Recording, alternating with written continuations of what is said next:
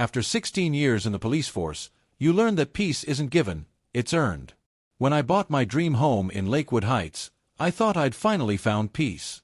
I wanted a quiet place somewhere away from city noise, flashing lights, and late-night calls. The neighborhood looked perfect. My house was the last one on the cul-de-sac, with a wide yard, a perfect porch, and a lake view. But I didn't know then that behind the picture-perfect fences, trouble was already waiting in the form of one woman. I didn't know my biggest battle wouldn't be on the streets. It'd be with my HOA president. Everyone called Karen. Karen was impossible to miss. The first time I met her, she didn't even say welcome. Instead, she told me my garbage cans were too in outside the permitted area. I thought she was joking, but her expression was cold and serious. But the warnings kept coming. She fined me for everything. My grass, my mailbox, even the color of my porch light. It felt like every week she found something new.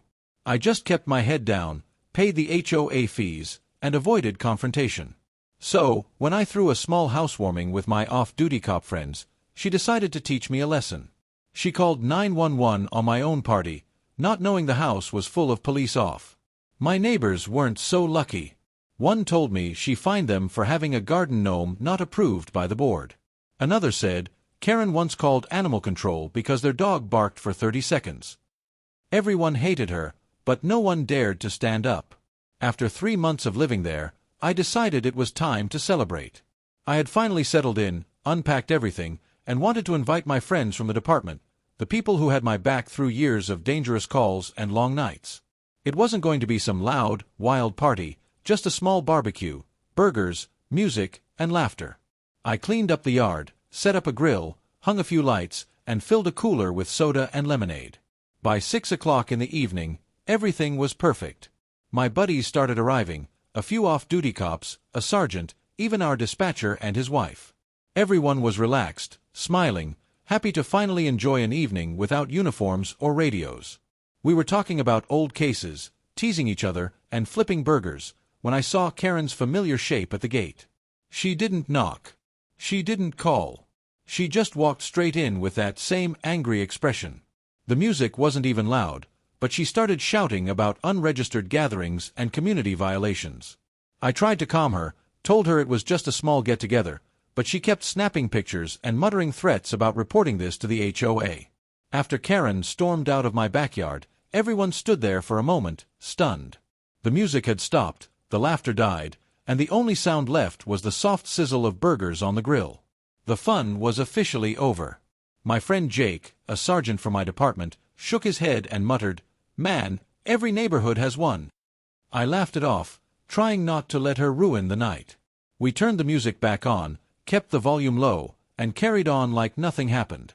But deep down, I had a feeling Karen wasn't done. She had that look, the kind of look that said she wasn't walking away defeated. About 15 minutes later, I noticed her standing at the edge of her porch across the street, phone in hand, watching us like a hawk. I could tell she was taking notes, maybe pictures, pacing back and forth like she was preparing a case. Then she vanished inside her house. My instincts kicked in immediately. Years in the force had taught me that when someone like her goes quiet, they're up to something. We went on with our evening anyway. The laughter started to fill the air again. The tension faded, replaced by the easy comfort of friends who'd been through everything together. Then the faint sound of sirens echoed in the distance. At first, I thought nothing of it, until those sirens got closer. Within seconds, red and blue lights flashed through the neighborhood. The siren stopped right in front of my driveway. 2 patrol cars rolled up, followed by a third one. I froze for a second, trying to process it. Karen was standing in her front yard, arms crossed, smiling triumphantly. She had actually called 911. I couldn't believe it.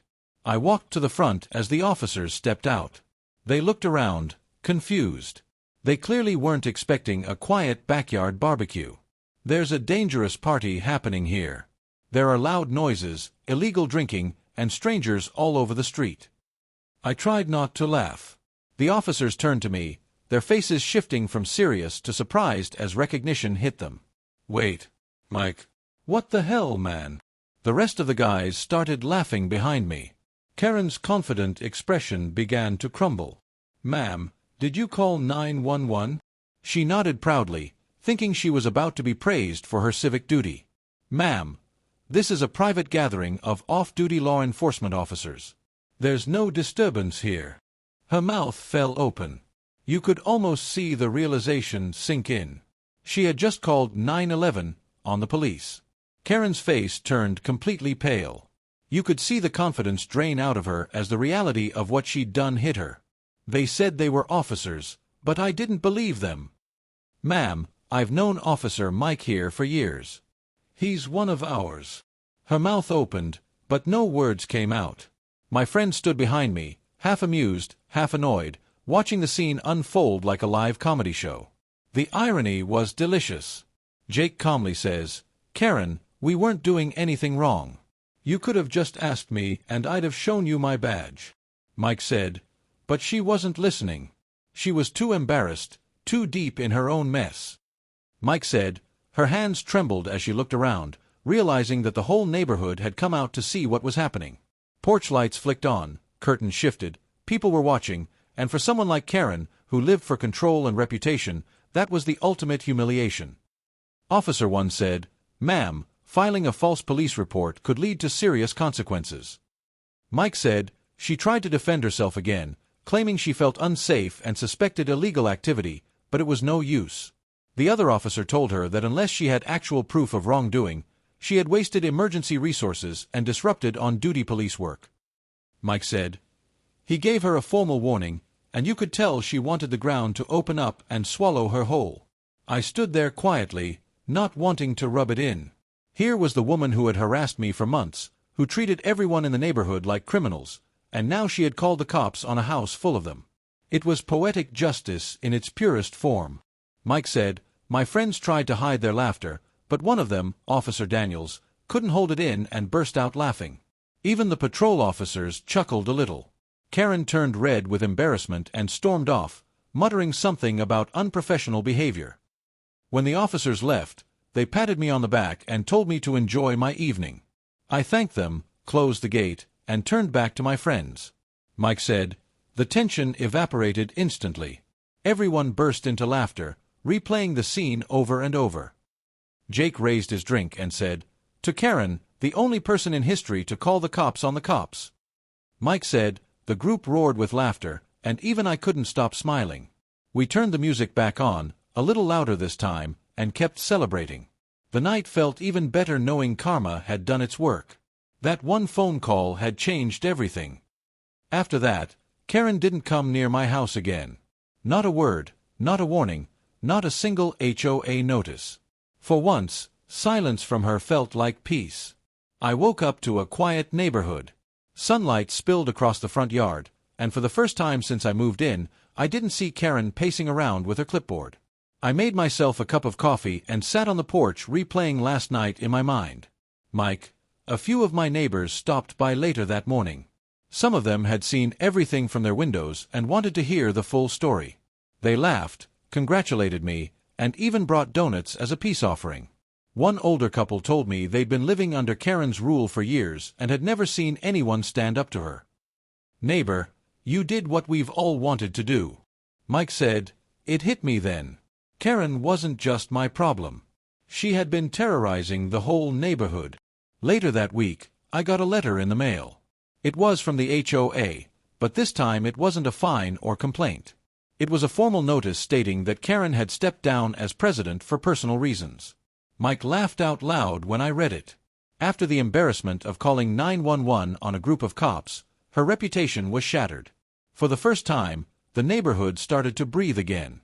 The HOA held new elections, and this time, a kind older woman named Mrs. Perkins was voted in. Within a few weeks, unnecessary fines were dropped and rules were relaxed. It finally felt like a community again instead of a dictatorship. Weeks passed and life in Lakewood Heights finally began to feel like home. I hosted another barbecue, this time without any interruptions. Everyone came, from the family down the street to the elderly couple who'd lived there for decades. The fear of HOA harassment had vanished with Karen's exit. Mike, VO, one evening, a few weeks after everything, I saw Karen drive by in her car. She didn't make eye contact, just sped past, pretending not to see me.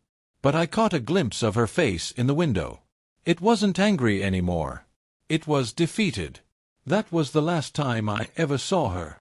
Mike, V.O., as the sun set behind my backyard that night, I realized something important. Sometimes standing up to a bully doesn't require shouting, fighting, or revenge. Sometimes all it takes is the truth, a little patience, and letting karma do what it does best.